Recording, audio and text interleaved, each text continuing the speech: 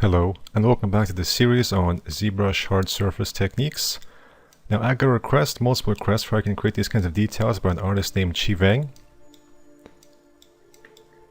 And so in this series of videos, I'll be taking a look at how I can create these various details. So I'm combining the ZBrush hard surface videos and the request videos into one here. So the first thing we can do is learn how we can create these kinds of panel details right here. So I'll just move this to the center here.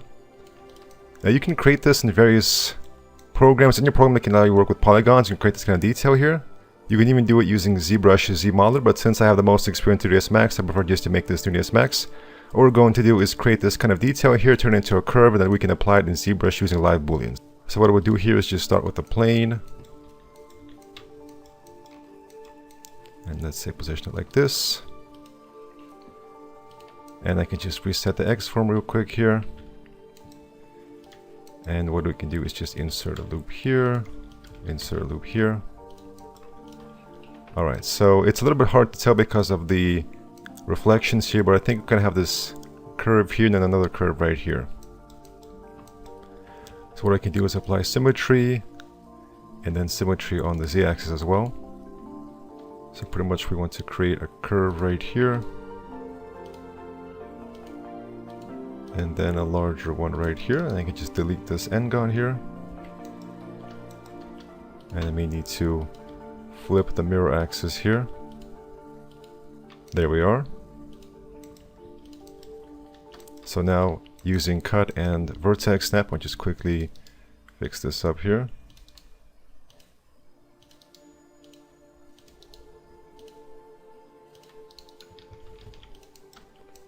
Alright, and we pretty much got this detail right here.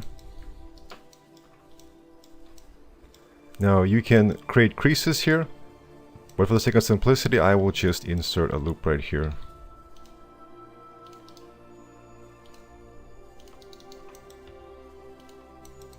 Now I notice you get these kinds of hard angles here, but that's not a problem because we'll just apply the shell modifier.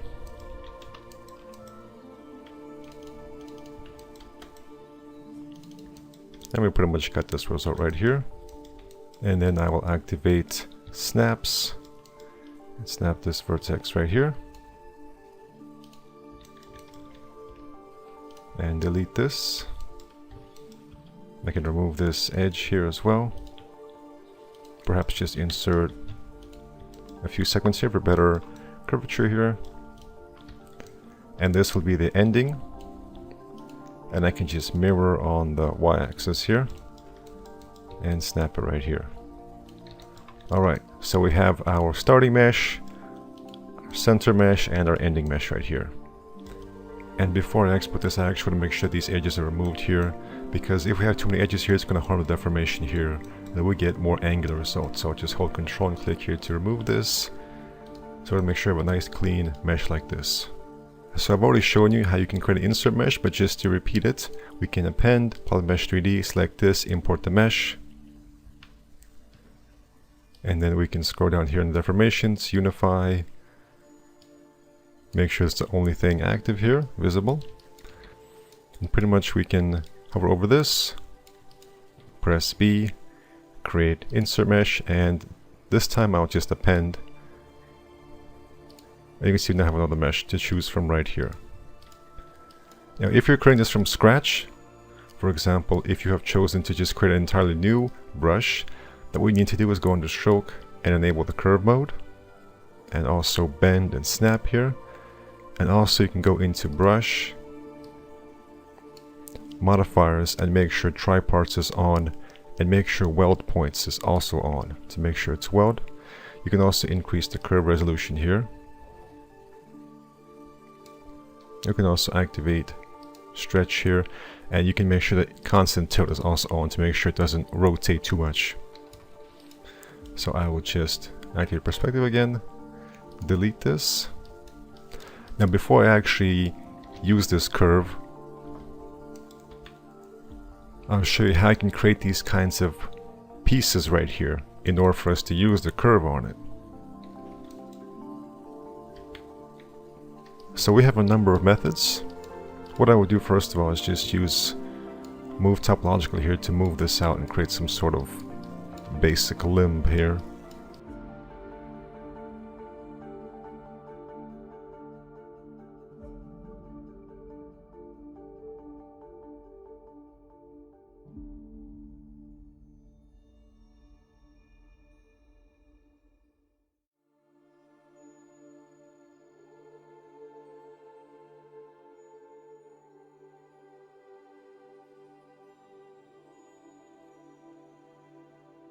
Alright, now a very easy method is to go into extract and extract this and accept.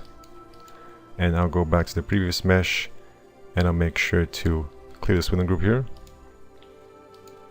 And then I can clear this within group here as well. So we've got this object here.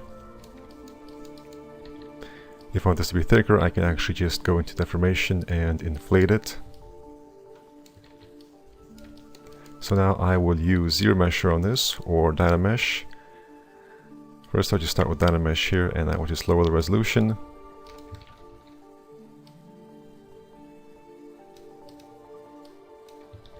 Control W to make this a single polygroup here. Control D, Control D. We can do a little bit of polishing here as well. If you click on this dot here to make this a hollow circle, you get a much stronger smoothing effect. Alright, and now I will use zero mesher, but I will just make the target polygons count very low here. And now I've got this object here, and I can just Control D to subdivide this, and then just delete lower. And there we go, that's how we get these kinds of basic shapes. And now I can actually insert that curve here. Make sure the newest one is selected. And I can just draw it out here.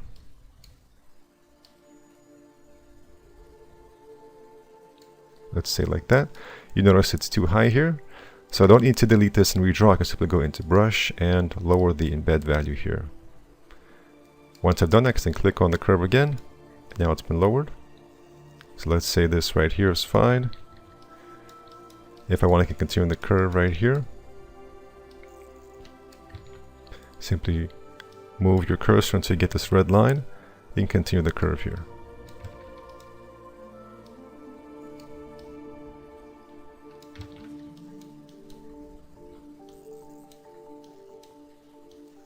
Alright, let's see, this is good. And then I will just split unmasked points. Click on the mesh to get rid of the curve. Make sure live boolean is active here. And set this to be subtract. Turn off solo mode. And there we go. As you can see, this may have been a little bit too large because it's cut through the entire mesh here. But this could be also a good way to get this kind of detail right here if you do want this to be kind of hollow here. But I'll just delete that. Let's try again this time. Let's decrease the draw size.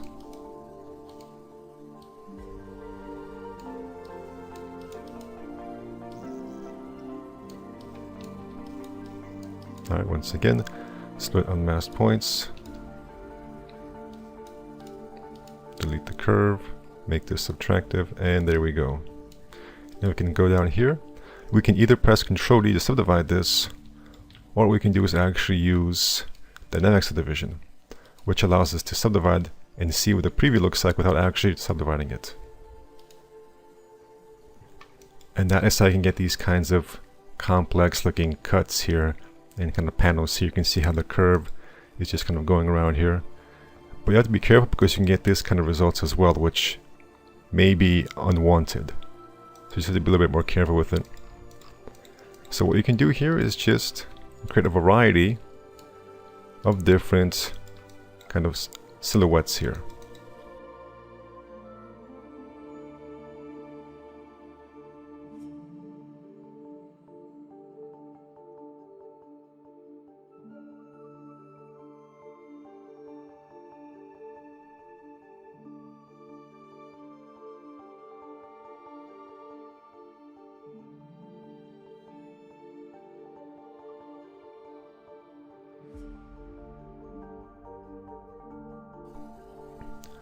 So just like that, we have another object we can use for our curve.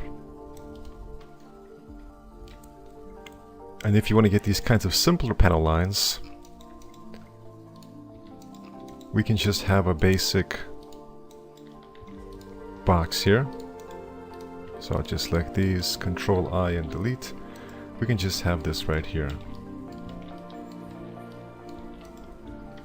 Let's see, like that. And I'm going to go through the same process to create a starting, center, and end point here. And we can also just use the regular descriptor, just have a circle right here. And here is actually a faster way of producing the triparts. Simply apply a shell modifier, edit poly, insert 2 segments through here, and then simply detach. And there we go. And now we have 3 parts right here. The central part here can be welded to the other parts, which have an ending here. So I can just select this and export this. And the same thing for this. Although first I'll just inset here. So here I am back in Zbrush, and I've already imported those meshes and appended them. And of course made sure that weld points was on. And so now if I try and get this across, you can see it works, but it doesn't quite meet in the center. And also it doesn't go all the way around the mesh. If I want to get all the way around, I have to kind of carefully position things here and just kind of add it myself, and we get this kind of bad result here. And even if I start in the center right here, you notice it still gives me a bad result. So here is where the next important feature comes in handy, called frame mesh. So before I perform frame mesh, it's a good idea just to duplicate this. And I'll just either go into solo mode, or we can hold shift and click here to isolate it. I'll hold Control Shift, and I'll switch this to slice curve right here. And actually I will make these objects visible so I can kind of see where I want this to happen. And so now I hold Control Shift, Alt, Alt,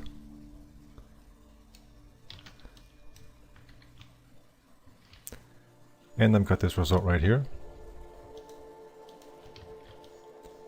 Now what I would do is just use Mirror and Weld, available under Modified Topology. And I've got this result right here. I'll hold Control Shift and click here to isolate this. I'll go into Stroke, and here we have under Curve Functions Frame Mesh. I can use bordered polygroups, creased edges. I'll just use border in this case, and Frame Mesh. And now we have this curve going all the way around here. So now I can use this curve by selecting the IMM curve brush where I've got these objects. I can simply click on the curve, and there we are. I want to make it a little bit smaller, so I'll just hold S away from the mesh, because you notice how the circle changes. Here it's a blue circle, and here I have a red circle, so I want the red circle. And now I'll press S and decrease the draw size, select again, and now it's much smaller here. Split unmasked points.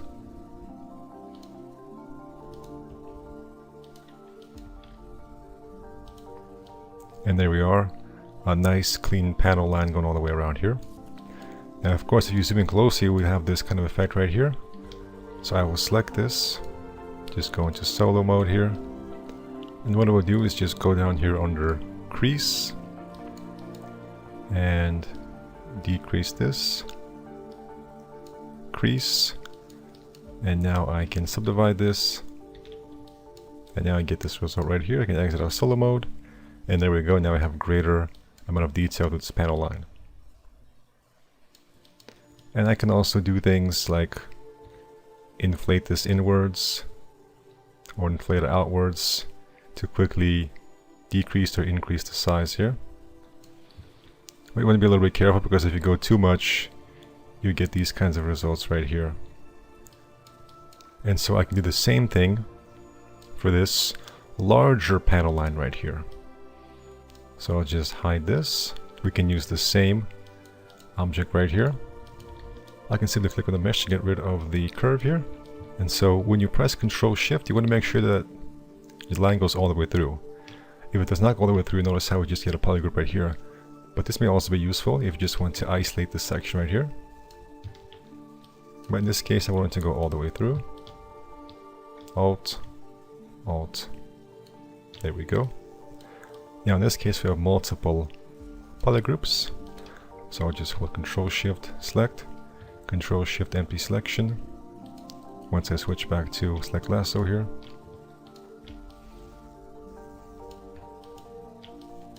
alright, stroke and frame mesh, and there we are.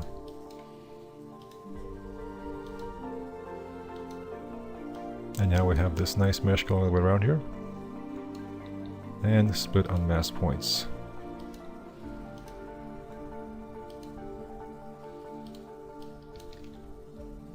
Subtractive, there we are. And once again we simply subdivide this or use dynamic subdivision. And there we are. However, you notice on the back here, we get this smaller problem right here. And then let's figure out what's causing that. If I select this and solo mode, Shift F, you can actually see it's being caused because this is triparts. So in order to fix this, we can simply export, instead of all these three parts, beginning, middle, and end, we can simply export only the middle right here. And now back in Zbrush, this mesh still has the frame mesh, the curve, so I can simply select it. Under brush, I want to make sure that triparts is off here, but weld points is still on. And of course, as always, don't forget to decrease the embed value here. Simply click, and there we are. Split on mask points. Make sure it's set as subtractive, visible, and then we can also subdivide this or simply use dynamic subdivision. And there we go. So now if we look around, you notice there's no strange gaps here because of the triparts. Thank you for watching and take care.